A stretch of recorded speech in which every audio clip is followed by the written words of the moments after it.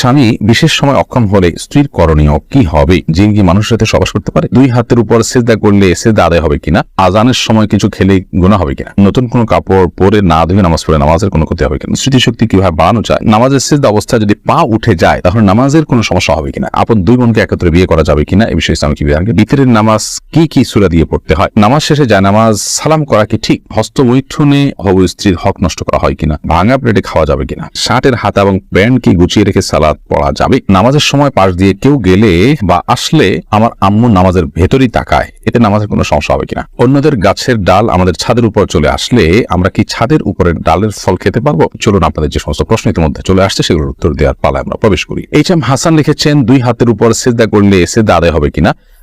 সেজদা করবেন আপনি জমি, হাতের উপরে সেজদা করবেন না। যদি কোনো কারণে হাতের উপরে কেউ সেজদা করেন, হয়তো জমিন তার জন্য উপযোগী না বা জমিন করার কোনো ব্যবস্থা নেই, আদায় হয়ে যাবে তার সালাত। নাহিদ ইসলাম আপনি লিখেছেন, নামাজ শেষে জায়নামাজ সালাম করা কি ঠিক? না, জায়নামাজ সালাম করার কিছু নেই। সালাম করতে হবে মানুষকে।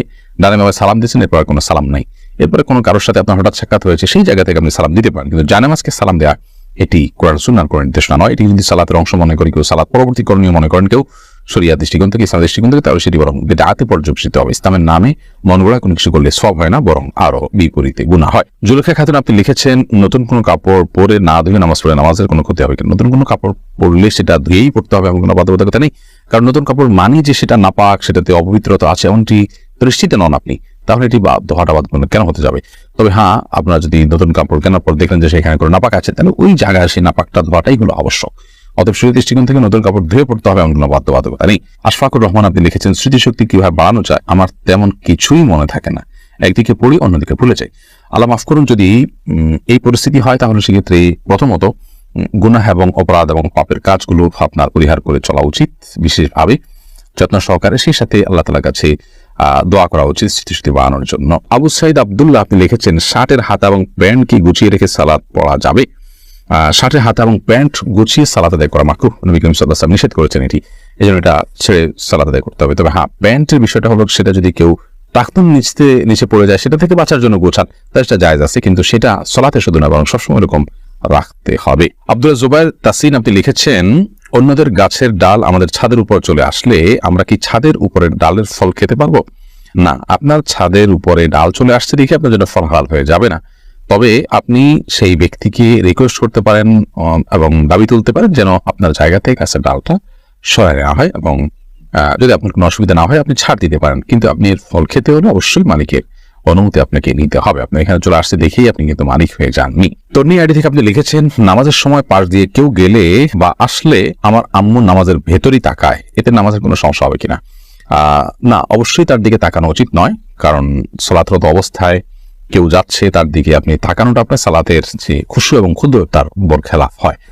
বাট যেটি করা উচিত সেটি হলো, নবী আলাইহিস সালাম বলেছেন, তোমার সালাতের সামনে যদি কেউ যায় তাহলে সেক্ষেত্রে তাকে বাধা দাও। কোন বর্ণনা আছে তাকে তার সাথে লড়াই লিপ্ত হয়, কারণ সে শয়তান, কারণ সে তোমার মনোযোগকে নষ্ট করছে, তোমার সালাতের এরিয়ার মধ্যে এসে সে তোমার দৃষ্টিকে আকর্ষণ করে ফেলছে এবং মনোযোগে ব্যাঘাত সৃষ্টি করছে। এই জন্য তাকে বাধা দিতে বলা হয়েছে। সে বাধার অংশ হিসাবে এরকম হাত দিয়ে তাকে ইশারা দিয়ে দেওয়া যেতে পারে যদি সে টেন না পায়।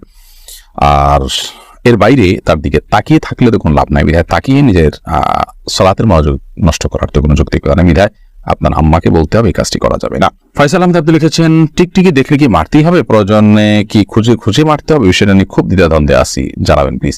না, খুঁজেই আপনাকে মারতে হবে এমন কিছু এমন কোনো বাধ্যবাধকতা নেই, বরং আপনার চোখে পড়েছে উপদ্রব করে আপনি মারবেন, কিন্তু এটার জন্য আপনি খুঁজে বেড়াবেন, এটার পিছিয়ে ঘুরে বেড়াবেন, আপনার অনুসন্ধান করে বেড়াবেন, এই কথা হাদিসে বলা হয়নি। প্রজাপতি নীর আইডি থেকে আপনি লিখেছেন, ভাঙা প্লেটে খাওয়া যাবে কিনা?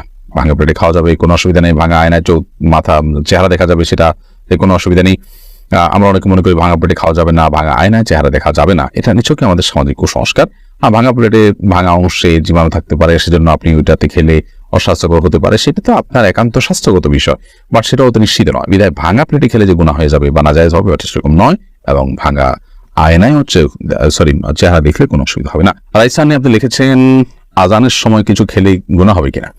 আজানের সময় কোনো কিছু খেলে কোনো গুনাহ হবে না। আমরা অনেকে মনে করি আজানের সময় কিছু খাওয়া পান করা যাবে না, এটা করা যাবে না, ওটা করা যাবে না। আপনি যে কোনো কাজ করতে পারেন, টয়লেটে থাকলে আপনি টয়লেটে কাজও সারতে পারেন। তবে আপনি যখন টয়লেটে নাই, পবিত্র জায়গায় আছেন বা স্বাভাবিক অবস্থা আছেন, তখন আপনি আজান শুনলে আজানের জবাব দেওয়ার চেষ্টা করবেন। এটা হলো মূল কথা। খেতে গেলে খাওয়ার ফাঁকে ফাঁকে আপনি আজানের জবাব দেওয়ার চেষ্টা করবেন, কিন্তু আজান হলে কিছু খেতে পারবেন না এমন কোনো কথা নেই। এখানে বিষয় হলো জবাব দেওয়ার চেষ্টা করবেন যদি আপনি পবিত্র জায়গায় থাকেন। এমনি মুস্তাফিজুর রহমান আপনি লিখেছেন, কোরআন কারীম যদি ভুলবশত পায়ে লাগে অথবা নিচে পড়ে যায়, করণীয় কি? ভুলবশত পায়ে লাগলে অথবা নিচে পড়ে গেলে আল্লাহর কাছে মাপ চাইতে হবে, যদি এটা অনিচ্ছাকৃত, তারপরে মাপ চাই নিতে হবে, এবং সেই সাথে ভবিষ্যতে যেন এরকমটি না হয় সেজন্য সাবধানতা অবলম্বন করতে হবে। এর কারণে আপনার বিশেষ কোনো কাফারা নাই। আমরা ছোটবেলা থেকে যে সমস্ত কথা শুনে আসছি যে এর কারণে এত কেজি লবণ দিতে হবে, চাল দিতে হবে গরিব ইত্যাদি, আমাদের নিজেদের মন গড়া নানান কথাবার্তা। মূলত যদি পড়ে যায়, ইচ্ছাকৃত নয় বরং ভুলে পড়ে গেছে, তাহলে সেক্ষেত্রে সেটার কারণে আপনার বিশেষ কোনো করণীয় নাই, সামনে থেকে সাবধানতা অবলম্বন করতে হবে, এবং যেটি হয়ে গেছে আল্লাহ কোরআনের প্রতি অনিচ্ছাকৃত, তার জন্য আল্লাহর কাছে মাপ চাইতে হবে।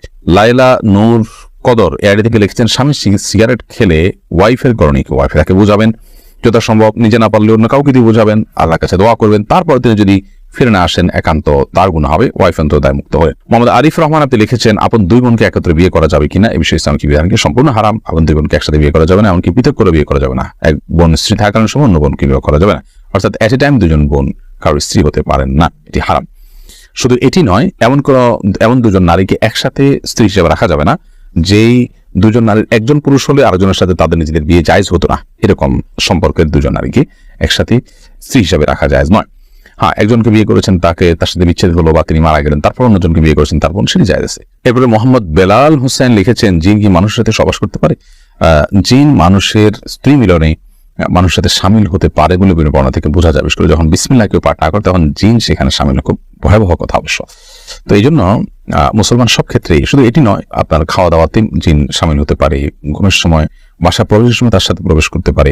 এই জন্য বাসা প্রবেশের সময়, খাওয়ার পান করার সময় এবং স্ত্রী মিলনের সময় সবগুলোতে বিসমিল্লাহ বলতে হয়। বিসমিল্লাহ বললে শয়তান আর সেখানে অংশগ্রহণের কোনো সুযোগ পায় না। এছাড়া এআইডি থেকে আপনি লিখেছেন, স্বামী বিশেষ সময় অক্ষম হলে স্ত্রীর করণীয় কি হবে? স্বামী যদি অক্ষম হয় পুরোপুরি এবং স্ত্রী যদি তার যে চাহিদা আছে এটি পূরণ না হওয়ার কারণে তিনি গুনাহে এবং পাপে লিপ্ত হয়ে যেতে পারেন এমন আশঙ্কা তৈরি হয়, তাহলে সেক্ষেত্রে অবশ্যই সে স্বামী থেকে তিনি বিচ্ছেদ নেবেন। যদি সেটা চিকিৎসার অযোগ্য হয়, চিকিৎসার যোগ্য হলে সেটার জন্য অবশ্যই তিনি সময় দিবেন, সুযোগ দিবেন, চেষ্টা করবেন নিজে। যদি তারপরও কোনো উপায় না থাকে এবং চিকিৎসার অযোগ্য হয়, তাহলে সেক্ষেত্রে তিনি সেখান থেকে বিচ্ছেদ নিয়ে অবশ্যই অন্যত্র বিয়ের উদ্যোগ গ্রহণ করতে পারেন। শরিয়া সেই অধিকার তাকে দিয়েছে। বিতরের নামাজ কি সূরা দিয়ে পড়তে হয়? বিতরের সালাতের প্রথম রাকাতে সূরা সাব্বিহিসমা রাব্বিকাল আলা, দ্বিতীয় রাকাতে সূরা কাফিরুন এবং তৃতীয় রাকাতে সূরা ইখলাস কুল হুয়াল্লাহ পাঠ করা, এটি সুন্নাহ। নবী করিম সাল্লাল্লাহু আলাইহি ওয়াসাল্লাম বিতরের সালাতে সচরাচর এই সূরাগুলো তেলাওয়াত করতেন। আপনি এই সূরাগুলো তেলাওয়াত করতে পারেন বা করার চেষ্টা করা উচিত।